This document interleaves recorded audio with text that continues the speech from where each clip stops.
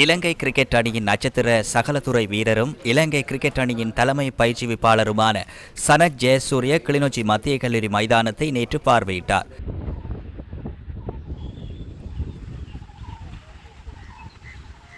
கிளிநொச்சி மத்திய கல்லூரியின் அதிபர் சவரி பூலோகராஜா, கிளிநொச்சி மாவட்ட கிரிக்கெட் சங்கத்தின் பிரதிநிதிகள் உள்ளிட்டவர்களும் இதன்போது பிரசன்னமாக இருந்தனர்.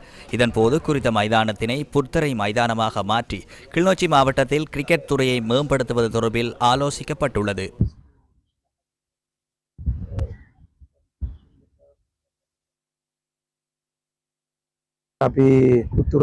நாங்கள் வடக்கு மாகாணத்தில் உள்ள விளையாட்டு மைதானங்களை பார்வையிட்டு வருகின்றோம். அவற்றை எவ்வாறு அபிவிருத்தி செய்ய முடியும் என்று நாங்கள் பார்வையிட்டு வருகின்றோம். வடக்கில் உள்ள மைதானங்களில் கடினப்பந்து மைதானம் அவசியமாக காணப்படுகிறது. நாங்கள் தற்போது கிளிநொச்சியில் இருக்கின்றோம். கிளிநொச்சியிலும் கடினப்பந்து மைதானம் அவசியமாக காணப்படுகிறது. பிள்ளைகளின் கிரிக்கெட் வளர்ச்சிக்காக நாங்கள் இவற்றை அபிவிருத்தி செய்து கொடுக்க வேண்டும். இலங்கை கிரிக்கெட் அணியில் வடமாகாணத்தினை பிரதிநிதித்துவம் செய்யும் ஒருவரை உள்ளிருக்க வேண்டும் என்ற எதிர்பார்ப்பு எங்களுக்கு இருக்கிறது.